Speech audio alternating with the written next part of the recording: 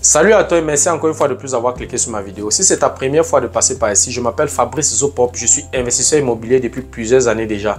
Pendant ce temps, j'ai bâti un patrimoine immobilier assez considérable, si bien que je peux te parler des finances avec autorité. Dans cette chaîne, je parle de deux thèmes principaux. Je parle d'intelligence financière et je parle d'investissement immobilier. Alors, si tu aimerais faire partie de cette aventure, abonne-toi tout simplement à cette chaîne pour ne manquer aucune vidéo. Et si en plus de ça, tu actives la cloche de notification, alors tu recevras de manière automatique une notification lorsqu'une nouvelle vidéo sera publiée. Si tu as besoin de mon expertise, tu peux me contacter à tout moment via les coordonnées qui s'affichent à l'écran. Tu peux également me recommander auprès de tes proches et surtout maximum de partage. Ne garde pas ces informations pour toi seul. Les commentaires sont bien évidemment les bienvenus et un like me ferait énormément plaisir. Alors, dans une table ronde, il y a quelques jours, j'ai été profondément choqué par les propos de certains Africains en 2023 sur leur relation avec l'argent. Et j'aimerais partager ces propos avec toi dans la vidéo d'aujourd'hui. Si tu veux en savoir plus, reste scotché. La suite juste après le générique.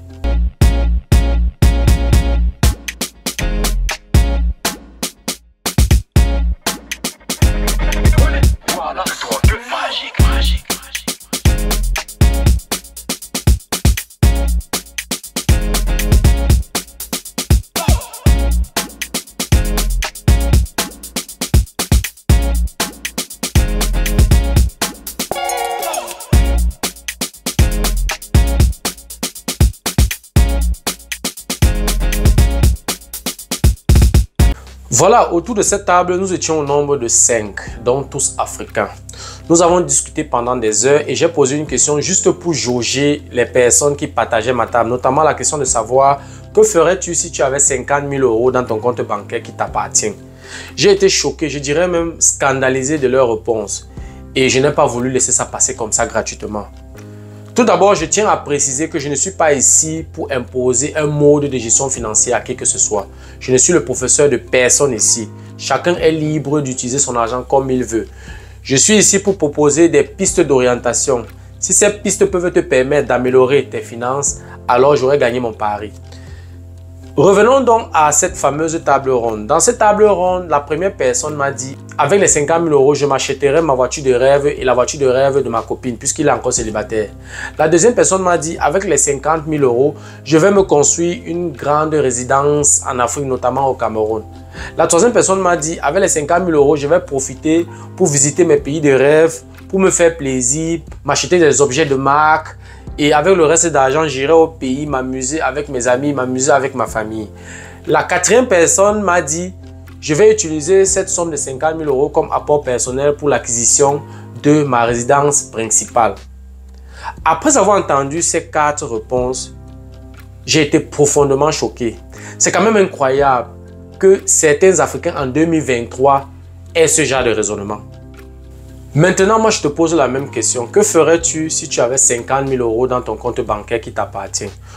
Tu peux d'abord mettre pause sur la vidéo pour 2 minutes et écrire en commentaire ce que tu ferais avec cette somme. Et ensuite, tu peux continuer à regarder la vidéo.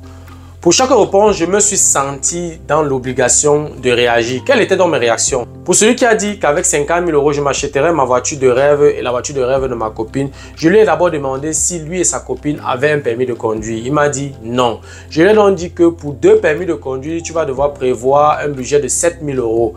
Donc, sur 50 000 €, il te reste donc le montant de 43 000 €. Ça veut dire que quoi? Ça veut dire que pour les 2 véhicules, tu as un budget de 43 000 €. C'est-à-dire que chaque véhicule va te coûter au maximum 21 500 €. Bon, je ne sais pas quel genre de voiture de rêve vas-tu acheter à ce prix. Mais passons. La voiture a des frais d'entretien. La voiture a les frais d'assurance qu'il faut payer. Tu dois payer les impôts de la voiture. Il y a également les frais de carburant. Donc, tu vas devoir prévoir un budget mensuel de 350 € par véhicule. Ça veut dire que toi et ta copine, vous devez prévoir une dépense mensuelle de 700 € pour les 2 véhicules. Et en un an, vous devez prévoir 8 400 € de dépenses pour l'entretien de ces 2 véhicules. Et ce n'est même pas conseillé d'acheter sa voiture de rêve juste après le permis de conduire, car tu n'es pas encore apte au volant. Tu ne maîtrises pas encore le code de la route. Donc, tu dois prévoir les accidents. Et lorsque tu occasionnes un accident, en fin d'année, l'assurance fait son évaluation et augmente les frais d'assurance. En plus de ça, lorsque tu achètes un véhicule neuf, il perd 25% de sa valeur lorsqu'il sort de la maison automobile, même s'il n'a roulé que 10 km. Donc, dépenser une somme aussi élevée pour l'achat d'un véhicule qui peut faire l'accident à tout moment et qui perd considérablement sa valeur est une fausse piste que je te déconseille vivement. Cette dépense ne te rapporte aucun rendement. Tu peux te permettre cette folie si tu as déjà traversé l'étape de ta sécurité financière ou alors si tu tends déjà vers ta liberté financière, sachant que tu as déjà franchi l'étape de ta protection financière. Dans les vidéos précédentes, j'ai expliqué de manière détaillée la pyramide de la liberté financière qui comporte 3 étapes, à savoir la protection financière, la sécurité financière et la liberté financière proprement dite. Je ne vais pas refaire la vidéo sur cette thématique. Je vais juste te recommander d'aller regarder ces vidéos que j'ai étalées sur 3 parties. Pour celui qui a dit avec 50 000 euros, je vais me construire une grande résidence en Afrique, notamment au Cameroun, je lui ai répondu ceci. Toi vivant en Occident, à quoi te sert une résidence au Cameroun où tu vas vivre 3 semaines l'année? Ça n'a aucun sens. Et en plus, quel genre de résidence vas-tu construire avec un montant de 33 millions de francs CFA? Je lui ai demandé, as-tu un terrain au Cameroun? Il m'a dit non. Je lui ai donc dit, si tu achètes un terrain de 300 mètres carrés, dont le mètre carré coûte 30 000 francs CFA, rien que le terrain va te coûter 30 000 francs CFA multiplié par 300 mètres carrés, ce qui va faire 9 millions de francs CFA. Donc, il va te rester le montant de 33 millions moins 9 millions, c'est-à-dire 24 millions de francs CFA pour la construction de cette résidence. Je pense que 24 millions est peu pour se construire une résidence au Cameroun. C'est possible, mais ce sera un simple bungalow de 3 chambres, un salon, 2 douches, une cuisine, un magasin et une véranda.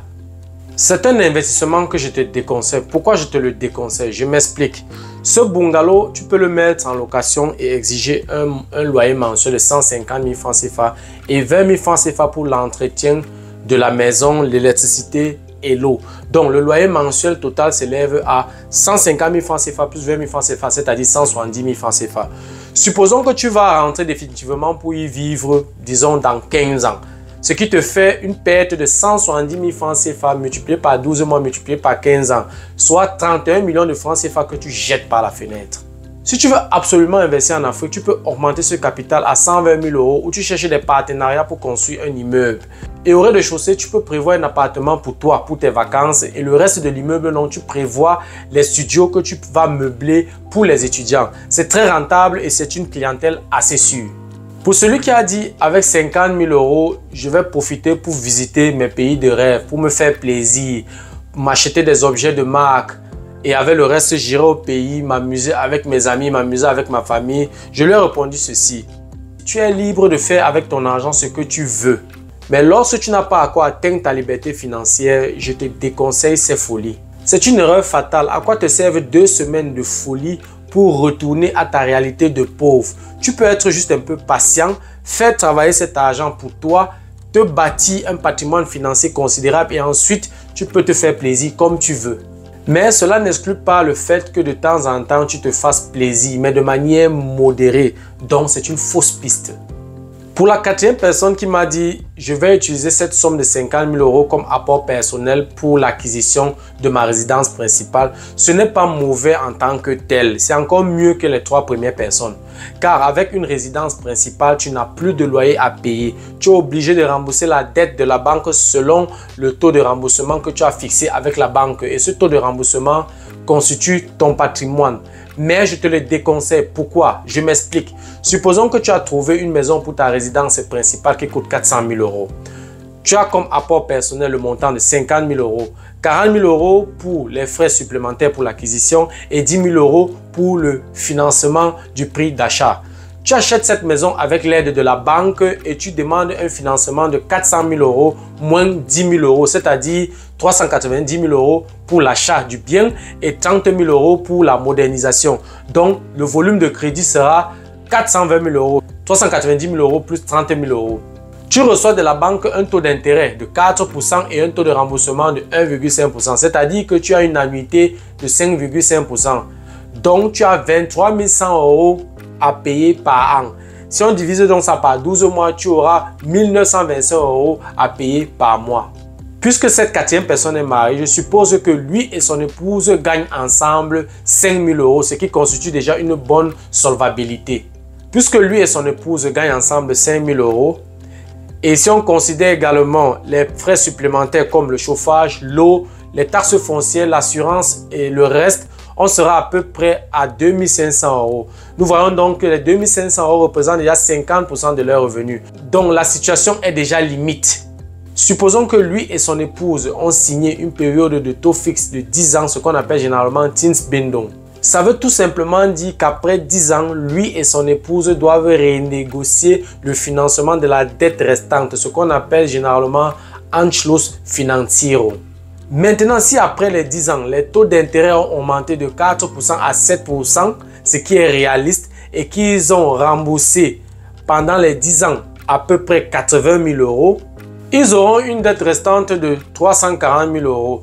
Le nouveau taux d'intérêt est de 7% et le nouveau taux de remboursement est de 1,5%. Donc, la nouvelle annuité est de 8,5%. La nouvelle mensualité sera donc 340 000 € multiplié par 8,5% divisé par 12, ce qui fait donc une mensualité de 2409 €.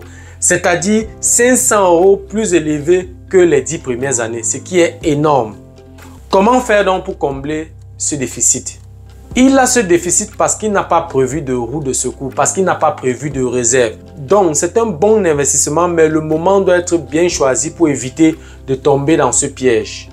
Comment donc faire dans ce cas pour éviter de tomber dans ce piège? Au lieu de commencer par ta résidence principale, je te conseillerais plutôt de commencer par des biens locatifs que tu pourras vendre après 10 ans sans payer de dommages, de remboursement anticipé, ce qu'on appelle Vorfälligkeitsentschädigung à la banque, et sans payer les impôts sur le bénéfice. Le bénéfice que tu vas dégager après la vente d'un ou de plusieurs appartements, tu pourras utiliser ça comme apport personnel lors de la renégociation du nouveau financement de ta résidence principale. Avec cet apport personnel, tu réduis le volume de crédit et conséquence, la mensualité sera aussi réduite. Voici donc ce que je te propose comme piste d'investissement si tu as 50 000 € dans ton compte bancaire qui t'appartient. Premièrement, ne laisse pas cet argent dans le compte bancaire pendant longtemps car l'inflation va dévorer cet argent de manière considérable. Si on considère par exemple un taux d'inflation de 8% comme c'est le cas actuellement en Allemagne, 50 000 € n'a qu'une valeur de 46 000 € après un an. Après 5 ans, 50 000 € n'a qu'une valeur de 33 000 € et après 10 ans, 50 000 € n'a qu'une valeur de 22 000 €. Deuxièmement, tu vas prévoir 10 000 € pour tes différentes formations et ta documentation sur les domaines dans lesquels tu aimerais investir. Je te propose ici de te faire former dans l'immobilier, dans les crypto-monnaies, dans le trading en général et de te faire former dans les actions, dans l'optique, n'est-ce pas, de diversifier tes investissements. Plus tard, tu peux t'intéresser à d'autres couloirs. Sur la somme de 50 000 €, donc tu as déjà dépensé 10 000 €, il te reste 40 000 €. Tu vas mettre 10 000 € de côté comme réserve pour tes investissements. Il peut y avoir des imprévus et ce sera vraiment une bonne chose si tu n'as pas de problème de liquidité. Donc, tu as déjà dépensé en tout 20 000 €, il te reste donc 30 000 €. Tu vas investir 5 000 € dans les actions et dans les crypto-monnaies. Puisque tu ne t'y connais pas encore bien, je te conseille de commencer avec un petit montant. Même si tu perds, ce n'est pas fatal. Sur la somme de 50 000 €, il te reste donc un montant de 25 000 € que tu vas investir dans l'immobilier. Comment est-ce que tu vas investir 25 000 € dans l'immobilier? La somme de 25 000 €, tu vas utiliser comme apport personnel pour l'achat de 2 appartements avec l'accompagnement de la banque. Tu vas utiliser ce qu'on appelle ici l'effet de levier. Les 2 appartements, tu pourras les acheter dans les environs d'une grande ville. Les prix sont accessibles. Je ne te demande pas d'aller investir à Munich, à Francfort, à Hambourg ou à Düsseldorf. Chaque appartement coûte 125 000 €. Les 2 appartements ensemble vont coûter 250 000 €. Avec 25 000 € donc tu vas dégager les 250 000 €. Je te conseille également d'acheter des appartements qui nécessitent une rénovation. Là, tu pourrais également profiter des avantages fiscaux. Ici, tu peux planifier 15 000 € pour la rénovation de chaque appartement pour ne pas franchir la limite de 15% du coût total d'investissement les 3 premières années après l'acquisition du bien.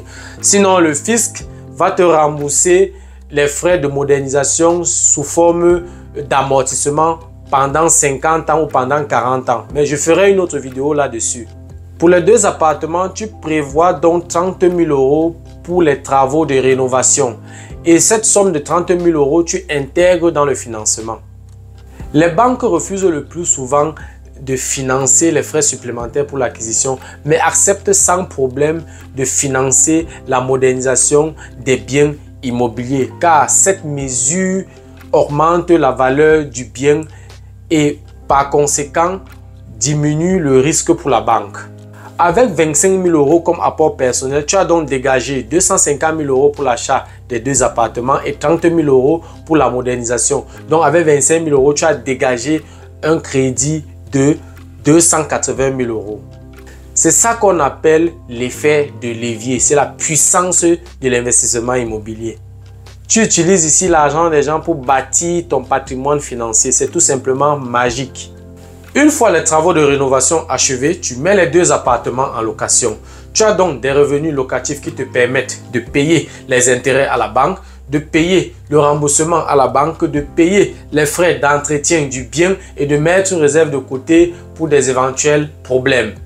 Tu négocies donc un taux de remboursement de 1,5% avec la banque et une période de taux fixe de 10 ans, ce qu'on appelle Zinsbindung. Avec un taux de remboursement de 1,5%, en 10 ans, tu as remboursé avec l'aide de tes locataires à peu près 20% du crédit, c'est-à-dire 56 000 € pour les 2 appartements. Et supposons que les 2 appartements ont pris de la valeur, disons 2% par an. Ça veut dire quoi? Ça veut dire qu'en 10 ans, la valeur des appartements a augmenté de 20%. Ça veut donc dire quoi? Ça veut dire qu'après la rénovation, les 2 appartements ont une valeur de 280 000 €. Et après 10 ans, si on considère donc les 20% d'augmentation, les 2 appartements ont une valeur de 336 000 €. Nous avons pris un crédit de 280 000 € et en 10 ans, nous avons remboursé 56 000 €. Ça veut dire que nous avons une dette restante après 10 ans de 224 000 €. La valeur actuelle des biens est de 336 000 €. La dette restante est de 224 000 €. Le bénéfice sera donc 336 000 € moins 224 000 €, c'est-à-dire 112 000 € pour les 2 appartements ensemble en 10 ans. Donc, nous avons réalisé un bénéfice de 112 000 € en 10 ans. Si on divise donc les 112 000 € par 10, on aura donc un bénéfice annuel de 11 200 €. Tu as investi 25 000 € et tu réalises une marge annuelle de 11 200 €, ce qui correspond à 45% de rendement. Si tu connais un investissement où tu peux réaliser cette marge, écris-moi en commentaire. Et en plus de tout ceci, tu as également les avantages fiscaux comme l'amortissement que tu reçois chaque année pendant 40 ou 50 ans du fisc. Tu as également les frais de modernisation que tu peux déduire de tes impôts en fin d'année pour réduire ta charge fiscale. Pour ces 2 appartements, tu as dépensé 30 000 € que la banque a financé et en fin d'année, le fisc te restitue 42% de ces 30 000 €, c'est-à-dire à peu près 13 000 € si tu as un taux d'imposition fiscale qui s'élève à 42%. Tu as également les intérêts que tu peux déduire de tes impôts. Pour ces 2 appartements, tu as obtenu un taux d'intérêt de 4% par exemple, ce qui fait 4% de 280 000 €, c'est-à-dire 11 200 € de dépenses par an pour payer les intérêts à la banque avec l'aide de tes locataires. Ceci signifie que le fisc te restitue en fin d'année 42% de 11 200 €, c'est-à-dire le fisc te restitue un montant de 4 704 €. L'inconvénient ici est le suivant. Le montant que le fisc te restitue chaque année pour les intérêts diminue sur la durée du crédit parce que les intérêts diminuent aussi sur la durée de crédit lorsqu'il s'agit d'un crédit par annuité. Donc, après avoir mis les locataires dans les 2 appartements, tu peux continuer ta vie normalement, tu peux continuer ton boulot, tu peux continuer à épargner pour te préparer à conclure de nouveaux deals de ce genre. Et après quelques années, si tu as assez épargné, tu as assez investi, tu peux donc te décider de t'acheter ta résidence principale. C'est ainsi que moi-même j'ai procédé. Voilà, qu'est-ce qu'on retient donc de la vidéo d'aujourd'hui? Ne te lance pas dans des dépenses folles tant que tu n'as pas encore atteint le sommet de la pyramide de la liberté financière. Ne laisse pas l'argent dans ton compte bancaire pendant longtemps, sinon l'inflation va te mettre au pas. N'achète pas de résidence principale sans avoir quelques biens locatifs que tu peux utiliser comme roue de secours. Investis dans les biens immobiliers pour combler ton déficit financier pendant ta retraite. Sache que le salaire que tu reçois actuellement à ta retraite, tu recevras à peine 20%. Imagine un seul instant, tu reçois 4 000 € de salaire net le 31 décembre 2050 et le 31 janvier 2051, tu reçois une pension de 800 €. Comment tu feras pour combler ce vide financier? Tu vas opérer quelle magie pour réduire tes dépenses de décembre à janvier de 80%. Si tu n'as rien investi, tu vas passer des nuits à la belle étoile et tu vas devoir collecter les bouteilles pour vendre afin de joindre les deux bouts. Fais travailler l'argent pour toi. Utilise l'effet de levier pour bâtir ton patrimoine financier. Les banques sont là pour ça. Ces relations gagnant-gagnant, la banque gagne à travers les intérêts parce qu'elle met des capitaux à ta disposition en prenant des risques énormes. Et toi, tu profites de l'effet de levier pour bâtir ton patrimoine financier. C'est de bonne guerre. C'est à toi de voir. Si tu veux gaspiller ton argent dans des conneries, n'investis pas, joue la vie va te jouer. On se donne rendez-vous dans 25 ans et sache que même les gares ferroviaires seront saturés parce que tu ne seras pas le seul dans cette situation. Et trouver les bouteilles sera un parcours de combattant parce que tu ne seras pas seul dans cette situation. Ne dis donc pas que personne ne t'avait informé. Tu as l'information maintenant. C'est à toi d'être actif. Voilà, c'était tout pour la vidéo d'aujourd'hui. J'espère que tu as pu profiter de mes connaissances et que la vidéo t'a intéressé. Si tu souhaites, n'est-ce pas, regarder régulièrement ce genre de vidéos, abonne-toi tout simplement à ma chaîne. N'oublie pas d'activer la cloche de notification pour ne manquer aucune vidéo. Tu recevras ainsi une notification lorsqu'une nouvelle vidéo sera publiée. Fais-moi signe en commentaire si tu as des remarques, des questions sur le sujet, des critiques ou des propositions d'amélioration. Un like me ferait énormément plaisir. N'oublie pas de partager ma vidéo pour permettre également à tes proches de profiter aussi de mes connaissances. Ne sois pas égoïste. Si tu as besoin de mon expertise, tu peux me contacter à tout moment via les coordonnées qui s'affichent à l'écran. Tu peux me recommander à tes proches pour qu'ils puissent profiter également de mon expertise. On se donne donc rendez-vous à la prochaine vidéo. Ce fut un plaisir de partager ces connaissances avec toi. Merci pour ta disponibilité. Merci pour ton attention. C'était Fabrice de Imo Génie. Ciao.